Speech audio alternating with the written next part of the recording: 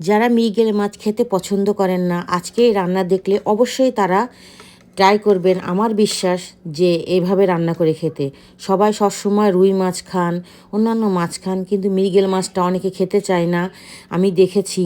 তো আজকে আমি রেস্টুরেন্টের স্টাইলে মাছগুলো কেটে নিয়ে এসেছি। আমি বড় একটা রুই মাছ কিনেছিলাম এবং আমি শপিং করেছিলাম। সেই শপিংটা আমার একটা মেয়ের, ছোট মেয়ের একটা ইউটিউব আইডি আছে, মাদার অ্যান্ড ডটার ইউএস স্টোরিতে।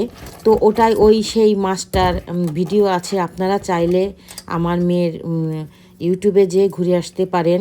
এবং অবশ্যই আপনারা যারা আমার ফ্রেন্ড আছেন তারা অবশ্যই আমার মেয়ের চ্যানেলটি সাবস্ক্রাইব করবেন। আর আমেরিকার যে যত ভিডিও আছে বা কোথাও ঘোরা বা আমেরিকা সম্পর্কে সব কিছু আমি ওখানে দিয়ে থাকি। তো আপনারা চাইলে কিন্তু ওখান থেকে ঘুরে আসতে পারেন বা দেখতে পারেন যদি আপনারা চান।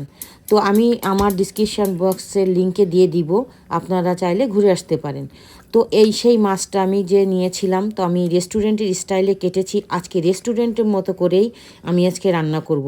অনেকে খেতে চায় না, তো আজকে ভাবলাম আমি যারা খেতে চায় না এই মৃগেল মাছটা, তারা অবশ্যই এভাবে রান্না করলে অবশ্যই খাবে।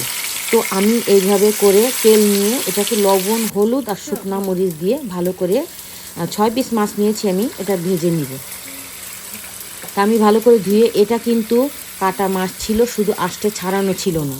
তো আমি পানিতে ভিজানোর সাথে ফ্রিজতে বেড়ে আঁশটেগুলো ছাড়িয়ে নিয়েছি। আপনিও কিন্তু ফ্রিজতে বেরোনোর সাথে আঁশটেগুলো ছাড়িয়ে নেবেন, কারণ সাথে সাথে আঁশটেগুলো ছাড়ালে দ্রুত ছাড়িয়ে যায়।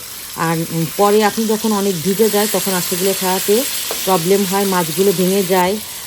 এজন্য আপনি সাথে সাথে ছাড়িয়ে নেবেন আপনার সুবিধার্থে। আপনি দেখবেন এতটা মানে সহজ করে আপনি আঁশটেগুলো ছাড়াতে পারবেন। তো এখন আমি মাছগুলোকে এখানে ভালো করে ভেজে নিয়েছি। অবশ্যই দেখুন মাছগুলো কত ভালো ভাজা হয়েছে। এখন আমি এখানে যে পেঁয়াজ দুটো ইউজ করব, তাই আমি ওটাকে কুচি কুচি করে কেটে নিব। বাচ্চারা আছে, বড়রা আছে, সবাই সবসময় এটা খাবো না ওটা খাবো না, কিন্তু আমরা যখন রান্না করি তখন যদি একবার খেয়ে দেখে যে রান্নাটা কত টেস্ট হয়েছে, কিন্তু ওই যেই একবার খাবো না বলছে, ওটা আর খেতে চায় না। তো আমার কিন্তু বিশ্বাস যে আপনারা এটা রান্না করলে অবশ্যই খাবেন। তো যে তেলে আমি মাছগুলো ভেজে নিয়েছি সেই তেলেই আমি পেঁয়াজটা দিয়েছি, এবং যে হাফ টমেটোটা নিয়েছিলাম কুচি কুচি করে কেটে, সেটাও আমি দিয়ে দিয়েছি। টমেটোটা দিলাম যে স্বাদের জন্য। আর এখানে আমি আদা আর রসুন বাটা দিয়ে দিচ্ছি, এখানে লবণ দিয়ে দিচ্ছি, দিয়ে আমি পানি দিয়ে 2 মিনিট একটু ভালো করে নেড়ে নিব। তারপর এর মধ্যে শুকনো মরিচ, হলুদ, ধনের গুঁড়ো, জিরের গুঁড়া, আসলে আগে তো আমি শুকনো মরিচ ইউজ করেছি, হলুদ ইউজ করেছি, তাই সামান্য পরিমাণ দিতে হবে। আর লবণ কিন্তু স্বাদ মতো দিতে হবে, কারণ মাছে লবণ দিয়ে ভাজা হয়েছে। এখানে আমি কিছু স্বাদের জন্য চিনি ইউজ করেছি। আপনি চাইলে অপশনাল, আপনি চাইলে দিতে পারেন, কিন্তু টেস্টে বাড়ানোর জন্য কিন্তু এখানে আমি চিনিটা ইউজ করেছি। তো আপনি কিন্তু একবার ট্রাই করে দেখতে পারেন যে চিনি দেওয়ার পরে মাছ কেমন লাগে খেতে। তো যাই হোক, এখন চিনি দিয়ে আমি এখানে 3 কাপের মতো পানি নিয়েছি, নিয়ে এটাকে ঢাকনি দিয়ে ঢেকে আমি 10 মিনিট এটাকে রান্না করে নিই। দেখুন কিন্তু আমার রান্না কিন্তু শেষ হয়ে গেছে।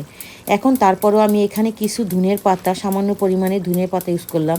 একদম দেখুন রেস্টুরেন্টের স্টাইলে আমি ঘুরিয়ে টুরিয়ে দিচ্ছি, লেগে টেগে গেছে নাকি তলে এটা দেখার জন্য। দেখুন একদম পারফেক্ট হয়েছে। তো আমি 1 মিনিটের জন্য আবারও ঢাকনি দিয়ে ঢেকে দিব, কারণ ধনে পাতাটা একটু নরম হওয়ার জন্য। তা আমার কিন্তু রান্না শেষ হয়ে গেছে। দেখুন কালারটা কত সুন্দর হয়েছে, খেতে নিশ্চয়ই মজা হয়েছে। আপনি কিন্তু একবার বাসায় ট্রাই করতে পারেন। ভালো লাগলে লাইক, শেয়ার, কমেন্ট করবেন। ভালো থাকবেন। আসসালামু আলাইকুম।